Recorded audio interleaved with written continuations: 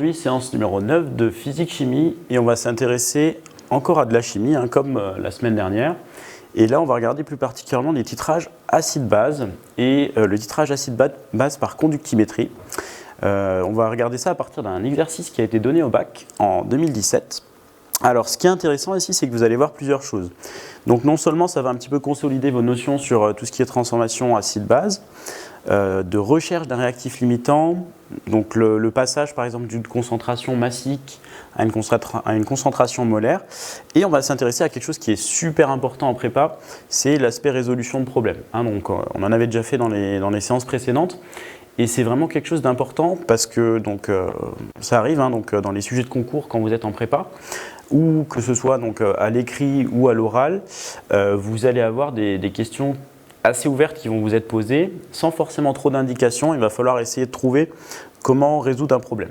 Voilà, donc ça c'est quelque chose qui est super important. Vous pouvez trouver le sujet en description. Il s'agit du sujet de bac 2017 et ça concerne le troisième exercice, éliminer le tartre. Alors, sur le sujet que vous pouvez télécharger, il faudra regarder uniquement les pages 7 et 8. Alors, dans ce sujet, on va s'intéresser au tartre, dont on vous donne la formule. On vous dit qu'il s'agit principalement de carbonate de calcium. Donc, on vous donne la formule, CaCO3. Et on vous dit qu'ils peuvent être dissous en utilisant des solutions acides, telles que des solutions de détartrants commerciaux. Donc là, vraiment, ce sujet-là, c'est l'étude d'un de ces détartrants commerciaux. On vous donne quelques données. On vous donne donc déjà la masse volumique de la solution de détartrant, la masse volumique du carbonate de calcium, les masses molaires, donc non seulement de HCl, de l'acide chlorhydrique, et du carbonate de calcium ici. Autre chose qu'on vous donne qui va être assez importante, c'est l'aire de la surface extérieure totale d'un cylindre fermé de rayon R et de hauteur H. Donc là, on ne sait pas encore trop pourquoi, mais on vous dit qu'on parle notamment de lave-linge, etc. On va voir que cette surface. Dans une première partie, on cherche déjà à s'intéresser un petit peu à la concentration que vous allez avoir en acide chlorhydrique dans un détartrant commercial. Alors, on vous donne pour info que vous avez sur l'étiquette la mention acide chlorhydrique à 9%. Donc 9%, en fait, ça correspond à 9% en masse. C'est-à-dire que vous allez avoir 9 grammes d'acide chlorhydrique qui vont être dissous dans de l'eau pour obtenir en tout 100 grammes de solution détartrante. Donc pour ces 100 grammes, vous avez donc 9 grammes d'acide chlorhydrique.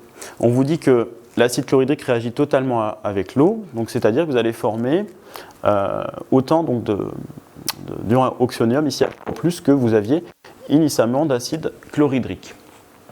Alors, première question qu'on vous pose, montrez que la concentration molaire en acide chlorhydrique de la solution commerciale est de l'ordre de 2,6%. On va répondre à la première question. Donc, premièrement, on vous demande une concentration molaire, donc en acide chlorhydrique, et on vous dit qu'on doit montrer qu'elle est de 2,6 mol par litre. Alors, ce qu'on va faire ici, c'est regarder un petit peu les données qu'on a. Ce qu'on vous dit, c'est le pourcentage en acide chlorhydrique. On vous dit qu'on a 9 grammes d'acide chlorhydrique pour 100 grammes de solution. Et on vous donne également la masse volumique de la solution. Donc, en regardant un petit peu ça, on se dit qu'on va pouvoir assez facilement calculer la concentration massique. Mais si on connaît la concentration massique, comme on vous donne également la masse molaire de l'acide chlorhydrique, on va pouvoir en déduire quelle est la concentration molaire. Alors, comment est-ce qu'on va faire ça ? Eh bien, vous devez savoir que la concentration molaire, ça va être donc la concentration massique divisée par la masse molaire. Donc, si vous avez un doute, vous pouvez toujours raisonner à partir des unités. Ici, vous avez quelque chose qui va être en mol par litre. Ici, vous avez quelque chose qui va être en grammes par litre. Donc, en fait, ce qui vous dérange, c'est remplacer des grammes par des mols. En fait, vous pouvez faire ça en divisant par ici des grammes par mol. Et à partir de là, comme vous divisez par des grammes par mol, vous allez obtenir quelque chose qui va être en mol par litre. Alors, une fois qu'on a ça, il faut qu'on trouve l'expression de la concentration massique. La concentration massique, ça correspond finalement à la quantité en termes de masse d'acide chlorhydrique qu'on va pouvoir mettre dans un certain volume de solution. Donc, on va exprimer ensuite en grammes par litre. Donc maintenant, ça, on sait qu'ici, par exemple, on s'intéresse à 9 grammes. Quel est le volume de la solution correspondant en fait à 100 grammes de solution? C'est ça la question. Donc, pour trouver ça, on sait que le volume, on peut l'obtenir à partir de la masse volumique de la solution. Donc moi, ce que je vous conseille, c'est de retenir que la masse de la solution, c'est égal à la masse volumique fois le volume de la solution. Et à partir de là, vous trouvez que le volume de la solution, ça va être la masse de la solution divisée par la masse volumique de la solution. Ensuite, ce qu'il faut faire, donc on remplace directement donc, la concentration massique ici par son expression, donc dans la concentration molaire. Et ensuite, on remplace l'expression du volume de la solution par donc, la masse de la solution divisée par la masse volumique de la solution. Donc là, on obtient finalement le produit de la masse d'acide chlorhydrique fois la masse volumique de la solution divisé par la masse molaire d'acide chlorhydrique fois la masse de la solution. On effectue l'application numérique. Donc ici, on va avoir 9 grammes qu'on multiplie par 1,04 fois 10 puissance 3 grammes par litre. Et on divise par 36,5 qu'on multiplie par 100 grammes de solution. Et vous trouvez 2,56 mol par litre. Alors, il faut s'assurer aussi qu'on a bien la bonne unité. Alors pour ça, du coup, on a pris la masse qui est en grammes. La masse volumique en grammes par litre. Donc si vous faites le produit, ça vous fait des grammes à la puissance 2 divisé par des litres moins 1. Divisé par des litres du coup. Et ici, vous allez avoir des grammes au carré, donc ça va se simplifier, fois des mols moins 1. Donc les mols vont passer au numérateur, comme c'est des mols moins 1. Et vous allez vous retrouver avec comme unité des mols par litre. Donc là, ce qu'on a fait, c'est bien correct. Alors, on vous demandait de montrer qu'on a quelque chose qui est de l'ordre de 2,6 mol par litre. Et ce que vous voyez, c'est que nous, on a trouvé 2,56 mol par litre. Donc, conclusion, on trouve bien que la concentration molaire est de l'ordre de 2,6 mol par litre. Dans la suite, on vous dit qu'on souhaite vérifier ce qu'on vient de trouver. Pour ça, on va effectuer un titrage d'un certain volume de détartrant, 10 ml, par de l'hydroxyde de sodium. Ici, c'est quelque chose qui va se décomposer assez facilement dans l'eau et on va obtenir donc H-. Et la concentration va être égale à 1,0 fois 10 puissance 1 mol par litre. Et on vous donne également l'équation bilan ici, donc H3O+, plus H-, qui nous donne donc 2 H2O.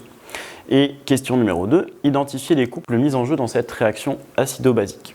Alors ici, vous devez savoir que l'eau est une espèce amphotère, c'est-à-dire qu'elle joue à la fois le rôle d'un acide et le rôle d'une base.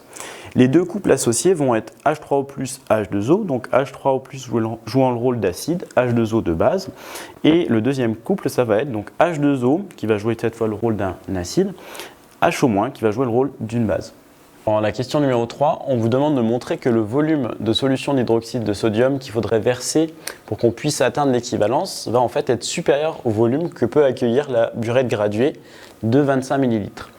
Alors, comment est-ce qu'on peut faire ça? En fait, il faut partir de la définition de l'équivalence. Ici, si on regarde d'après l'équation bilan qu'on avait tout à l'heure, la quantité d'ion H- qu'il va falloir introduire va être en fait la même que la quantité d'ion oxonium, donc H3O+, présente initialement. Alors, on peut partir de ça. On sait que la quantité de matière, du coup, ici initiale, donc ça va être la concentration d'acide chlorhydrique fois le volume initial. Et ça, c'est aussi égal donc, à la concentration de l'hydroxyde de sodium introduite fois le volume à l'équivalence. À partir de là, ce qu'on peut faire, c'est exprimer le volume à l'équivalence et on va voir que ça va être égal donc, à la concentration en acide chlorhydrique fois le volume initial divisé par la concentration en hydroxyde de sodium. Il suffit ensuite de faire le calcul, donc on remplace ici la concentration par 2,6 mol par litre, donc c'est ce qu'on vous donnait dans l'énoncé, fois donc 10 ml de solution qu'on veut titrer, divisé par la concentration d'hydroxyde de sodium, donc qui était de 1,0 fois 10 puissance 1 mol par litre. Une fois qu'on fait ça, on s'aperçoit qu'on obtient donc 260 ml.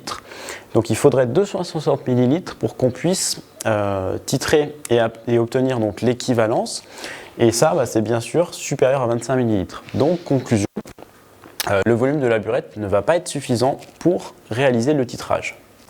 Donc on vient de voir que visiblement, ce n'était pas possible de titrer la solution commerciale, ou en tout cas les 10 ml de solution commerciale avec 25 ml que peuvent contenir la burette. Donc une solution qu'on peut imaginer en TP par exemple, c'est des élèves qui préparent la solution, une nouvelle solution qu'on va noter S, en diluant cette fois 20 fois la solution précédente. Pareil, donc ils vont toujours réaliser le titrage avec de l'hydroxyde de sodium à la même concentration que précédemment. Ils réalisent un suivi conductimétrique et ils obtiennent donc cette évolution pour la conductivité en fonction du volume d'hydroxyde de sodium introduite. Question suivante. Donc question 4, comment les élèves ont-ils résolu le problème soulevé à la question 1.3? Donc qu'est-ce qu'on peut dire ici? On peut dire que là, ce qu'on voit visiblement, c'est vraiment un changement hein, donc sur le suivi conductimétrique. Donc visiblement, on va pouvoir obtenir l'équivalence. Et ça s'est réalisé parce que justement, ils ont réalisé une dilution par 20 de la solution initiale. Donc grâce à cette dilution, le titrage est possible. Question numéro 5, on vous demande de déterminer la concentration molaire en ion H3O+ dans la solution diluée S et on vous demande aussi si le résultat est compatible avec l'indication de l'étiquette du détartrant. Alors qu'est-ce qu'on peut faire? On va venir utiliser la courbe précédente du suivi conductimétrique. Donc là en réalité ce qui va se passer c'est que quand vous allez introduire de l'hydroxyde de sodium, la conductivité va diminuer. Pourquoi? Parce que vous allez consommer tous les ions H- que vous allez introduire lors du titrage et vous allez consommer également l'ion H3+. Donc comme c'est un ion, justement, il va avoir une certaine conductivité et du coup, la conductivité, vous voyez qu'elle va descendre au fur et à mesure du moment où vous consommez l'ion H3O+. Arrive un moment donné où il ne vous reste plus d'ion oxonium en solution et il ne vous reste que les ions, cette fois, H- que vous allez introduire et qui ne vont plus être consommés puisque finalement il ne reste plus d'ion oxonium. Donc la conductivité va réaugmenter. Donc ce qu'on peut faire ici, c'est regarder le prolongement du coup de ces deux droites et leur intersection et ça vous donnera donc le volume à l'équivalence. Donc ici visiblement, on peut dire que le volume à l'équivalence, donc on le note toujours VEC, il va être égal à 12 millilitres.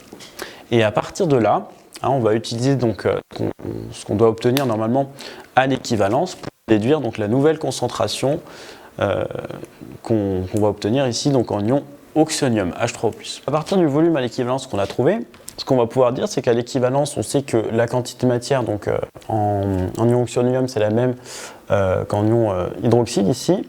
Et ici, on remplace donc les expressions des quantités de matière par les produits, donc des concentrations et des volumes. Donc on obtient ceci. Et nous, ce qui nous intéresse, c'est la concentration donc en ion H3O+ dans la solution S. Et on obtient ici donc CB fois le volume à l'équivalence divisé par VI. On effectue l'application numérique. On trouve ici qu'on obtient donc 1,2 fois 10 puissance moins 1 mol par litre. Et on sait que dans le détartrant, la concentration va être 20 fois plus élevée. Pourquoi? Puisque vous avez eu une dilution du coup d'un facteur 20. Donc pour retrouver ça, il faut multiplier la concentration dans la solution par 20 et vous trouvez donc 2,4 mol par litre. À partir de là, qu'est-ce qu'on peut en conclure? Donc si on regarde ce qu'on vous donne dans l'énoncé, on voit que la concentration obtenue va bien être celle qui est indiquée sur l'étiquette. Deuxième partie de l'exercice, donc cette fois c'est l'utilisation du détartrant. Alors on vous explique un petit peu comment ça se passe. En particulier on vous dit l'effet de l'acide chlorhydrique sur le tartre. Donc la réaction du coup on vous donne son équation juste ici. Donc vous voyez donc l'ion oxonium qui réagit avec le carbonate de calcium. Et on vous donne également donc un schéma du tambour, du lave-linge. Et on vous dit qu'on souhaite détartrer donc la surface extérieure du tambour cylindrique. Et on vous donne également donc l'épaisseur de tartre qui a été formée. On vous dit ici que vous avez 10 micromètres donc d'épaisseur. On vous dit également que si on veut calculer le volume du coup de tartre, de la couche de tartre, il suffit donc de prendre le produit de la surface extérieure par l'épaisseur de la couche de tartre. Voilà, donc ça c'est une petite indication qui va nous être très utile dans la question suivante, puisque dans la question 2.1, on vous demande d'estimer quel est le volume total de tartre qui a été déposé sur la surface extérieure du tambour du lave-linge. Pour cette question, donc on veut donc le volume total et on vous prend vraiment ce qu'on vous dit dans l'énoncé, c'est-à-dire qu'on va multiplier l'épaisseur de tartre par la surface extérieure du tambour du lave-linge. Alors, on vous donne en plus, donc en tout début de l'exercice, quelle est la surface extérieure du coup d'un cylindre et du coup on vous donne cette formule. Donc cette formule, on a juste à la reprendre et du coup on trouve donc cette formule pour le volume. Ensuite, donc, on effectue l'application numérique en faisant attention aux unités qu'on vous donne. Donc l'idée, ça va être d'obtenir par exemple un volume en mètres cubes et ensuite on va pouvoir également donc, le convertir en litres. Alors si je veux obtenir un volume en mètres cubes, donc il va falloir que chacune des grandeurs soit introduite en mètres. Okay. Donc par exemple ici, donc, on vous donne une épaisseur de 10 micromètres, donc ça vous fait donc 10 fois 10 puissance moins 6 mètres. Ici donc on vous donne 40 cm pour le rayon, donc ça vous fait donc 0,40 mètres. Ici donc on enlève au carré et on va obtenir ici des mètres carrés. Et ici on va également obtenir des mètres carrés quand on multiplie le rayon par la hauteur du cylindre, enfin du tambour. Donc on obtient des mètres carrés ici. Donc ça vous fait bien des mètres au cube. Et en faisant le calcul, on obtient donc 2,0 fois 10 puissance moins 5 mètres cubes. Si je veux faire la conversion en litres, on sait que 1 mètre cube c'est aussi 1000 litres. Hein, donc c'est aussi puissance 3 litres. Et donc je multiplie donc 10 puissance moins 5 par 10 puissance plus 3. Et donc j'obtiens ici 10 puissance moins 2. Donc ça me fait donc 2,0 fois 10 puissance moins 2 litres pour le volume du tambour. Ensuite, on vous dit qu'un flacon contient 750 ml de détartrant et avec une concentration égale à 2,4 mol par litre. On vous demande si ce flacon est suffisant pour détartrer l'intégralité du tambour du lave-linge. Donc ça, c'est vraiment donc, quelque chose qui est la forme d'une résolution de problème. On vous dit donc que le candidat est invité à prendre des initiatives, présenter la démarche suivie, et donc même si elle n'a pas abouti. Hein, donc l'idée c'est que vous aurez des points si vous avez quelque chose de pertinent, même si vous n'arrivez pas à trouver quelque chose à la fin. Donc c'est ça qui est intéressant aussi dans une résolution de problème, c'est qu'il arrive aussi qu'il y ait des fois où il n'y a pas une seule réponse attendue, hein, il y a plein de réponses possibles ou différentes réponses possibles, et l'idée c'est vraiment d'essayer de faire quelque chose, de montrer que vous avez réfléchi pour vraiment essayer d'avoir des points. Hein, donc c'est quelque chose du coup qui est déjà utilisé au bac, mais c'est quelque chose qui arrive qui est de plus en plus fréquent quand vous êtes en prépa. Pour répondre à la question 2.2, donc ce qu'on va faire déjà, c'est calculer donc la quantité de tartre qui est présente donc au niveau du tambour du lave-linge, et d'autre part calculer la quantité d'ion H3O+ dans le détartrant commercial. Alors, on commence par calculer donc la quantité de tartre. Donc vous savez que la quantité de matière, c'est aussi la masse divisée par la masse molaire. On sait que la masse donc, de tartre, ça va être sa masse volumique fois le volume de tartre, hein, qu'on avait noté ici VT, qu'on a calculé précédemment. Et donc on remplace ensuite par les valeurs numériques. Donc pour la masse volumique, on vous donne dans l'énoncé 1,04 fois 10 puissance 3 grammes par litre. Pour le volume de tartre, on a trouvé en litres 2,0 fois 10 puissance moins 2. Et la masse molaire donc, du carbonate de calcium, c'est 100,1 g par mol. Donc ça, on vous donne ça dans les données du début des exercices. Et si vous faites le calcul, vous trouvez 0,53 mol. Pour la quantité d'ion H3O+, donc en fait, ça va être quoi? Ça va être tout simplement ici le produit de la concentration du coup d'acide chlorhydrique contenu dans le détartrant fois le volume du détartrant. Hein, donc ici il s'agit donc de 2,4 mol par litre fois les 750 ml qui font donc 750 litres. Et on trouve 1,8 mol donc d'ion oxonium. D'après la réaction que vous avez, ce que vous remarquez, c'est que comme vous avez un coefficient stoichiométrique qui est de 2 devant H3O+, et de 1 devant donc le carbonate de calcium, vous allez en fait avoir besoin de 2 fois plus que la quantité de matière, donc de carbonate de calcium en ion oxonium pour que la réaction puisse se faire en intégralité. Si vous faites le calcul, donc vous trouvez 1,06 mol, et ça il faut le comparer ensuite à la quantité de matière du détartrant qu'on vient de calculer. On vient de calculer donc 1,8 mol. Du coup, on s'aperçoit que ça, c'est supérieur à 1,06 mol. Donc, qu'est-ce qu'on peut en conclure? C'est que simplement, le flacon va être suffisant pour déterminer l'intégralité du tambour. On arrive à la fin de la séance. J'espère que la correction de cet exercice type bac vous a plu et surtout vous sera utile.